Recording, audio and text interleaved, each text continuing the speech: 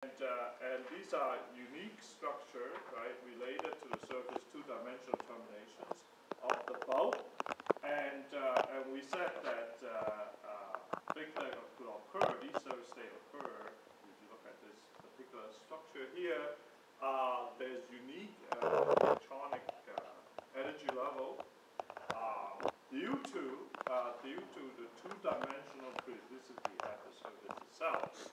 It's very much like how you generate the bulk electronic structure, whereby you have three-dimensional periodicity in different direction, and different direction, of course, generate different band in different k-space, and in the same logic, you would have, because you have two-dimensional, this unique termination side of the bulk would generate unique two-dimensional structure related to this two-dimensional physical structure. These surface states are quite interesting because they are quite stationary in a certain k direction, and because they're terminated at the surface, they generate this so-called bending effect. So here you show that the valence band is bended towards the surface state, creating, in effect, creating a potential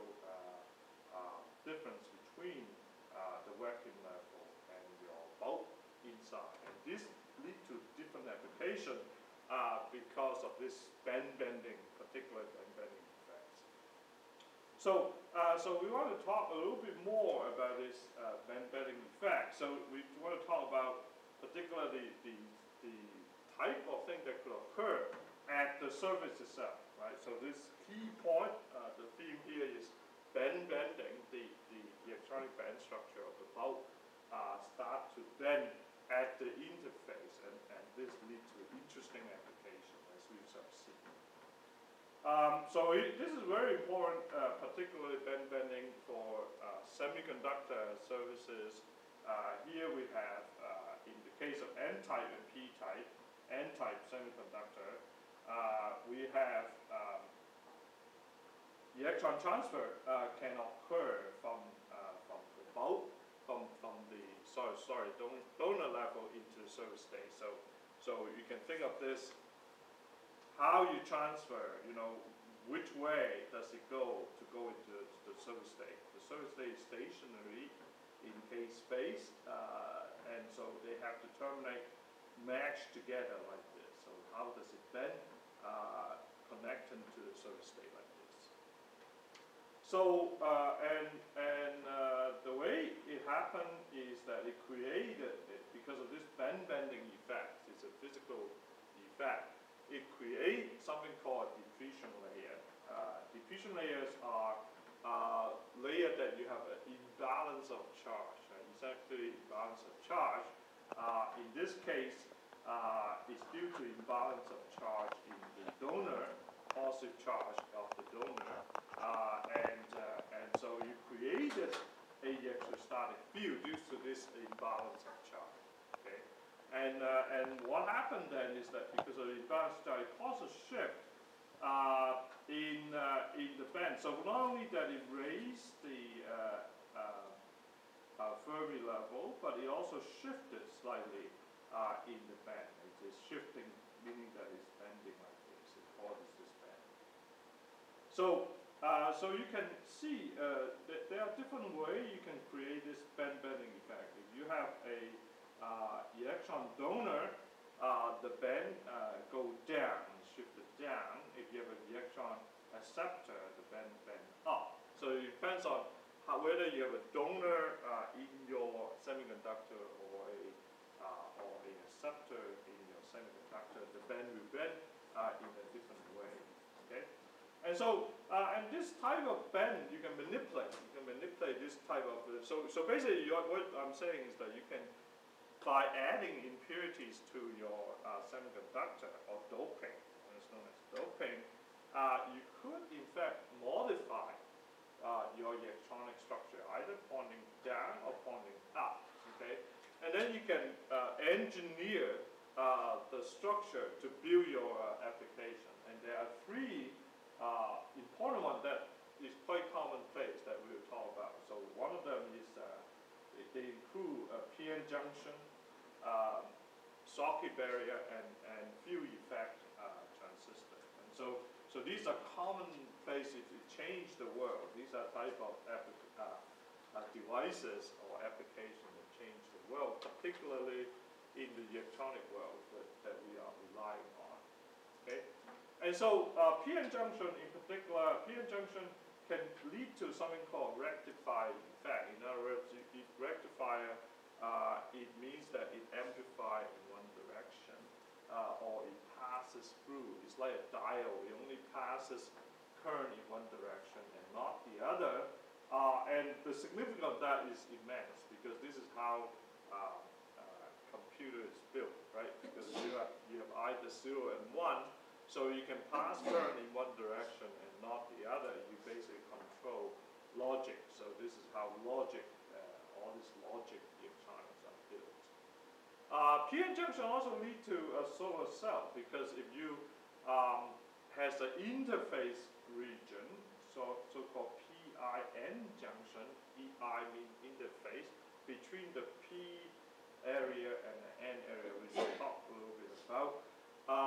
You could create a electron hole pair, and then the electron hole pair separate into this p-n junction, and then you can get electricity. And the way you create the electron hole pair is by photons. So the solar energy would create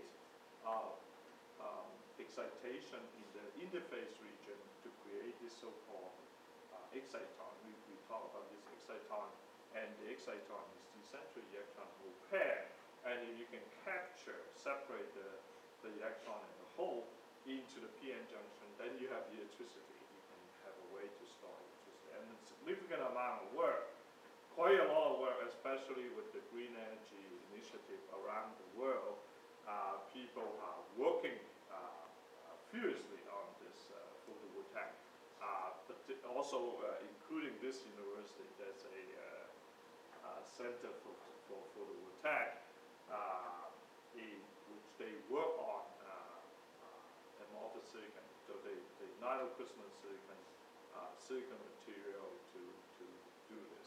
And the current photovoltaic performance, so your calculator, the efficiency of your calculators, because you have solar cell, the efficiency of those solar cells are rather low because they have very low cost. They are roughly of the order of 2 to 5%. So the efficiency, the so-called quantum yield, to generate electricity. But for LED devices like your calculator, you don't need a lot of energy, fortunately. So you can do a lot of useful things just using those little solar panels. And what the current state of the art in solar cell is around 25%, 20 to 25% for silicon-based solar cell, and for more sophisticated solar cell, they can reach about 30%, which is very good. But it's still not quite the cost of making these is still not quite enough. So there's a lot of work on trying to move away from heavy material and heavy and expensive material like silicon, to move away from it.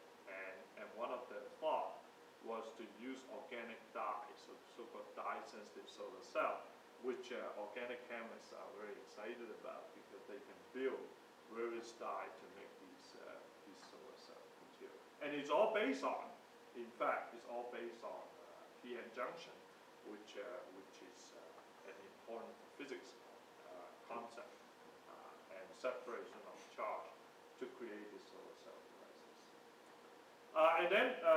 And so, for example, let's think about a little bit about this. How does the p-n junction work? So you have p-type and n-type, because you have n-type is p-type means that you have extra